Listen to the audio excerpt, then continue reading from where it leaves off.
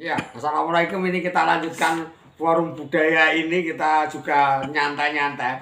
Ini ngobrol-ngobrol nyantai ini pemirsa pengen tahu sebenarnya. Sambil ngopi ya Mas ya? Sambil ngopi. Aku ya tak yo ngopi gitu.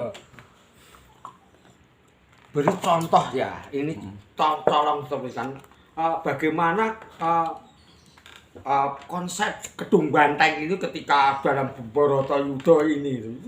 Perbedaannya apa? Itu tolong prakteknya itu. Nah ini kalau Kedung Banteng pada umumnya ya Mas, nah, itu sebetulnya dari beberapa sisi, baik itu dari iringan, terus dari wayang juga, bentuk wayang, model-model wayang, juga dari skill seorang dalangnya juga. Ya. Kalau iringan biasanya iringan itu yang terutama itu irama. Kalau iringan sebetulnya juga menggunakan iringan yang sudah ada, sampak dan sebagainya.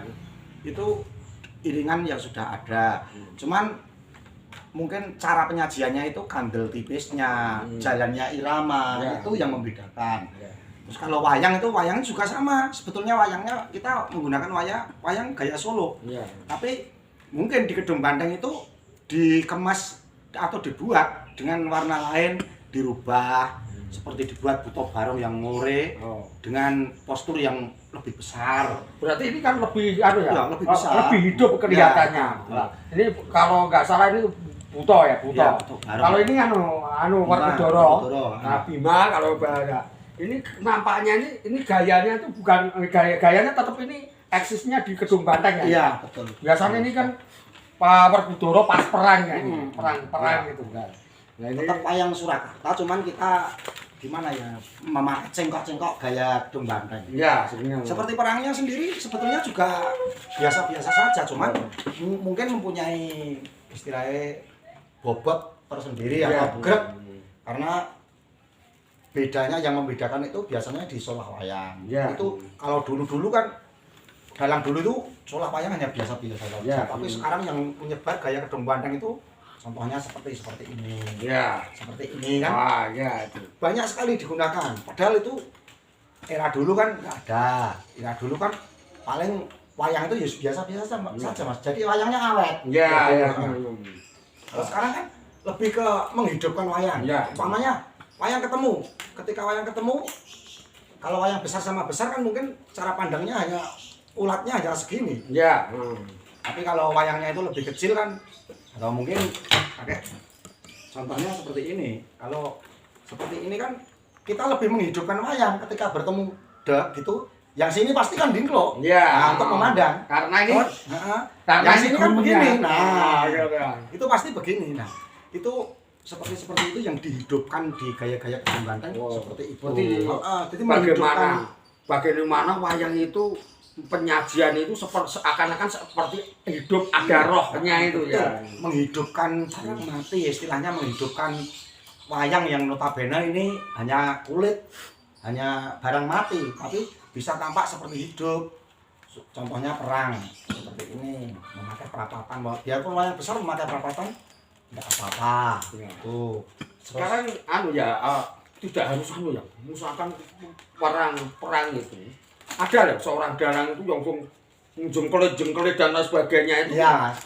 Itu kadang kalau kita keterlaluan itu juga kurang baik ya. Karena apa? Itu ibaratnya seperti akrobat ya. Kalau di mata pandangan wayang gaya Kedung Banteng itu tidak hidup ya. Itu seperti akrobat ya.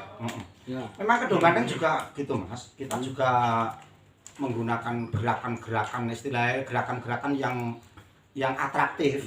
Tapi kita tetap tidak menghilangkan nilai semu dan bobot. Jadi semune itu harus tetap ada dan wayang itu dibuat berbobot. Jadi seolah-olah ketika memukul atau mendupak itu ada istilahnya ada bobotnya seperti ini. Set gitu kan. Gitu kan, ketika ini ketok, itu kan jatuhnya kaki itu kan harus juga dinilai. Berarti kita membayangkan orang misalkan benar-benar ya pencak silat itu atau orang yang berkelahi itu itu. Pamane tiba blek itu kan kudu harus seperti wong tiba tenan itu. Itu sebenarnya itu dari Gagrak Kedung Banteng ya. Iya. Nah, ini yang menjadi perbedaan dengan gaya-gaya dunia pakliran yang lain-lain atau gagrak-gagrak yang lain itu adalah Kedung Banteng itu. Dan dulu itu sebetulnya pelopor atau istilahnya bagaimana ya, yang menuangkan imajinasi itu di awal-awal dulu itu di eranya Mbah Gonto Dharma. Oh, Pepundet Dalang Gondang itu memang dulu yang mempopulerkan awal-awalnya Mbah Darman itu, terus semakin dikembangkan kembali Pak Mulyanto, ya, Pak Sudi, dan dalam generasi di bawahnya ya, sampai sekarang ditiru. Tidak dapat dipungkiri gaya Kedung Banteng itu sekarang sudah merebah di seluruh penjuru, Mas. Termasuk siapa-siapa sudah meniru. Saya melihat gayanya almarhum Kiseno ya. Nugroho itu mirip sekali dengan wayangannya Kedung Banteng. Iya, itu banyak sekali yang mengadopsi dari gaya pakliran Kedung Banteng. Tapi sementara ini kan kadang-kadang kenapa Dalang tidak pernah mengatakan oh ini gaya ini saya pakai gaya Kedung Banteng itu? Apakah mereka tidak menyadari bahwa yang dia lakukan itu juga memakai gaya Kedung Banteng itu? Kalau itu sih gini Mas, itu saya tidak bisa menjawab dengan pasti ya, karena mungkin karena memang pada waktu mentas juga tidak menyadari atau mungkin karena gengsi atau gimana kok saya memakai gaya, nggak tahu. Yang jelas mereka sudah kelihatan, warna pakliran pun sudah kelihatan. Memang gini Mas, dalang itu enggak ada yang plagiat. Semua dalang itu plagiat. Meniru dari era sebelumnya. Seniornya. Terus itu meniru enggak ada. Kalau ada yang bilang wayanganku ora tiru sapa-sapa, wayanganku wayanganku, enggak ada. Bohong itu. Ya termasuk siapa itu yang Ki Entos itu kan juga semua Mas. Ngiblatnya juga di sini. Cuman dia mempunyai style yang lain itu ya bisa, cuman dia secara konsep pagelarannya itu tetap meniru sebelumnya. Kalau sekarang itu ada entertainment, ada campur sari masuk di situ, kemudian ada peralatan canggih itu. Nah, menurut panjenengan itu apakah itu tidak misalkan itu di luar konsep apa merusak pakem ya itu gimana gini Mas, itu tinggal penyajian kita saja. Kalau kita kan konsepnya kan pedalangan, kita konsepnya kan wayang. Kalau itu hanya kita sisipkan sebagai istilahnya ramuan untuk membuat suasana itu rame, itu juga enggak masalah. Tapi kalau itu sendiri sudah menguasai sehingga wayang hanya nunut di situ, itu yang saya pandang tidak pas. Termasuk ini ilustrasi. Jadi gini loh Mas, jadi istilahnya gini, wayang itu dinunutin apa mawon bisa. Tapi jangan sampai wayang ini nanti jadi nunut yang ikut tadi. Jadi konsepnya harus jelas gitu ya. Apalagi sampai sekarang itu wayang itu harus bisa independen ya Mas. Karena wayang ini kalau era dulu, kalau pepundet dalang dulu nek ngendika nek ngandani iki wong wayang iki syaratnya cucut, semu, nges, rame. Itu artinya apa itu kok?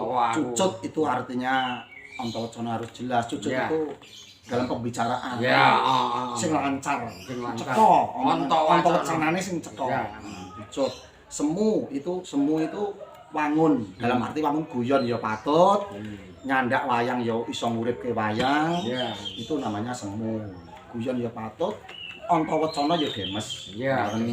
Terus semu, cucut, semu. Terus nges itu penyajian dalam konsep menata antara iringan dengan pelaku yang di depan itu bisa sinkron. Nek suasananya susah, harus betul-betul dalam menyajikan dalam bentuk kesusahan. Penyampaiannya yo sing ketok susah banget, didukung dengan iringan sing juga membuat suasana menjadi sedih gitu. Sesuai dengan keadaan berarti ini. Mas, rame lah.